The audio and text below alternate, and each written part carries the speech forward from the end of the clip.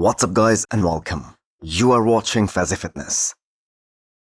So let's start this video with the Persian Wolf Hadi Chopan. So the hair and the conditioning that is showcasing right now, that makes it a very recent physique update. So Hadi never gets mentioned very much when we talk about the overall aesthetics and the shape. I mean the lat to waist ratio that this guy has. If we really dissect his physique, he has an amazing flow top to bottom, especially after he lost to Derek Lunsford at the Olympia back in 2023, and he came back for the Arnold next year with a crazy vacuum and superb legs. He had that amazing quad sweep, and that just enhanced his V-taper so much. And you can see how thick and wide his lats are looking right now in this update. So his quads are supposed to look the biggest they have ever looked this year, considering the kind of training he has been going through in terms of the legs and all the training updates that he has posted throughout this offseason, especially in terms of the leg training. That has been so bonkers. Nobody lifts heavier than Hadi Chopan, especially when it comes to hitting the quads in the gym. The man trains like an absolute animal. And out of those Olympia top 3 from the past couple of years, he has the best bicep peaks, which also makes a massive difference in that front double biceps shot. So there are certain areas in Hadi's physique which are just head and shoulders above the rest. For instance, the abs development. That is so damn insane. Neither Samson Dauda nor Derek comes slightly even close to the level of abs development that Hadi Chopan has. He probably has one of the best midsection in the pro bodybuilding at the moment. The only other person that comes to mind, that is Andrew Jacked, because both these guys have those very thick and deep abs, and not to mention those crazy obliques. So the biggest factor that Hadi Chopan must have worked on during this past entire off-season, or put in the most effort in, that must have been his back, especially the lower back. Hadi has never looked as good from the back as he does from the front, especially in terms of conditioning. That is nowhere close to how he looks from the front. And if this is the year where we're gonna see the biggest difference in that aspect, then that will make one hell of a difference in his overall physique, and that makes his chances of winning the Olympia this year again very high. Before you scroll or blink too hard, have you subscribed yet? Please don't make me bring out the emotional blackmail. Hit that subscribe button and turn on the bell icon. It's free, it's painless, and that makes me look way cooler than I actually am. So here we are looking at the hamstrings of a guy who is currently the most dominant champion in the pro league in that particular division. Yes, we are talking about Keone Pearson. And we know there will be all kinds of different opinions on who's gonna be the winner in the men's open at the Olympia this year when it's prediction time. But there will be no expert who's gonna dare pick someone besides Keone Pearson to win the 212 Olympia title this year. That is how good and dominating this man is. He is simply way too good for the whole competition, and sometimes it kind of feels unfair, especially to all the guys who are chasing him for that Olympia crown. Well, it's not an overstatement or a stretch if we compare Keone's reign to the likes of Ronnie Coleman or Phil Heath when these guys started winning. And the scariest part is that Keone is just 30 years old, and he's just entering the prime of his career now. And he has already won 2 Olympia titles, and well on his way to win the 3rd one. So Keone is also about to make this massive jump in terms of his physique from last year to this year.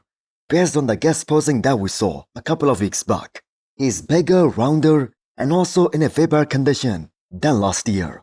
And he's expecting to be roughly 5 to 7 pounds heavier than his Olympia look from last year. And honestly, it is gonna get pretty repetitive with Keone Pearson winning the 212 over and over again. And all of the bodybuilding fans, they will be so thrilled when he finally switches over to the men's open bodybuilding division, which, as per Keone, isn't gonna happen next year either. So enjoy this ride with Keone in the 212 as we are watching one of the greatest physique thriving and making his mark in the bodybuilding history books. So about a year ago, Michael Krizo was on that muscle beach with Brendan Carey for the sponsor Cytic Nutrition. And a whole lot of things have happened since that time. Most noticeably, Krizo going through a very difficult phase of going through that shoulder surgery and then recovery afterwards, and then making his comeback. And less than 1 year later, once again the man is there on that same beach, looking larger than life as always. So we saw Krizo having some mobility issues, and he struggled a lot hitting the back double biceps pose. But his transformation from a guy with an atrophied arm to one of the biggest freaks in the men's open class, that was very fast. And there is no doubt that had Krizo kept on competing after the New York Pro this year, he would have won a show and he would have 100% qualified for the Olympia, because we saw him beating both Regan Grimes and Sazan Hiroti in both the respective shows after the New York Pro. And Krizo, we all know, could have won both of them, and that too very convincingly. But there must be a bigger picture in Krizo and Josh Farah's mind, who by the way is coaching him at the moment. And so far he has done an awesome job getting him in top shape and bringing him absolutely ripped. So for Michael Krizo to be in that top 6 Olympia spot, he needs to do something about his obliques big time. Because we know his front shorts, they kind of gets ruined because of a wider midsection. And there must be something he could do in terms of the way he poses to hide that weakness, at least to a certain extent. So the word on the street is that Krizo is gonna be doing this upcoming Prague Pro, which normally happens 4 weeks after the Olympia. So that makes Michael roughly 15 to 16 weeks out. So a win there and an early Olympia qualification, that will be an ideal case scenario for him for the Olympia next year. So we are heading into one of the biggest clash in classic physique division in less than 1 week time at this upcoming Tampa Pro, and that is gonna be between 2 rising stars, 2 very amazing rising talents in classic physique division, Niall Darwin and Matias Managate. So both these guys were able to make a superb first impression at their Olympia debuts last year. So Matias actually was able to place 9th in the world and Niall was top 11.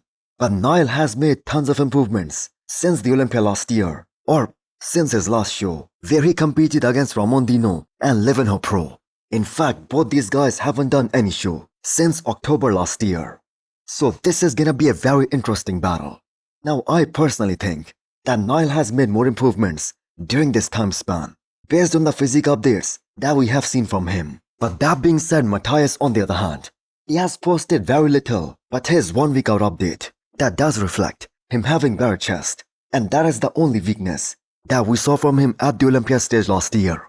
And it is kind of unfair to compare both these guys on the basis of their Olympia physiques. But if we look at the front double biceps, then Matias had way better arms, but Niall had way better chest, and Matias had the width. His overall arms and delts, they were way too overpowering for someone like Niall Darwin, especially up until last year.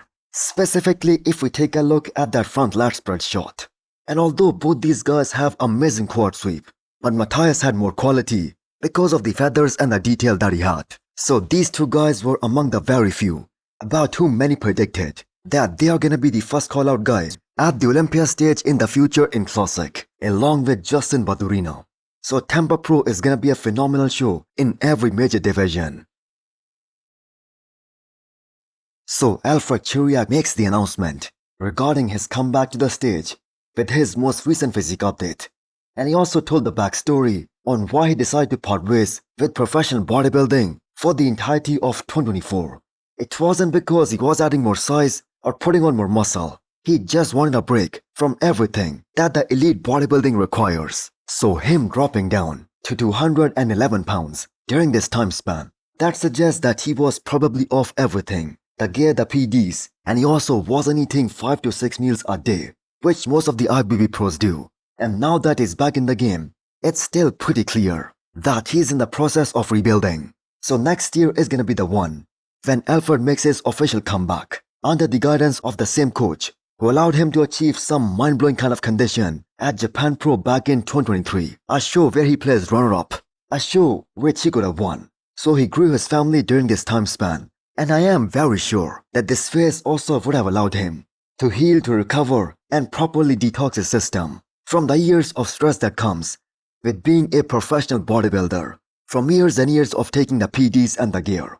So if we look at his peak physique, Alfred had that amazing muscle quality, very bubbly physique, front to back, with that immense kind of detail and amazing separation. So I for one am really looking forward to his comeback whenever he does that in 2026.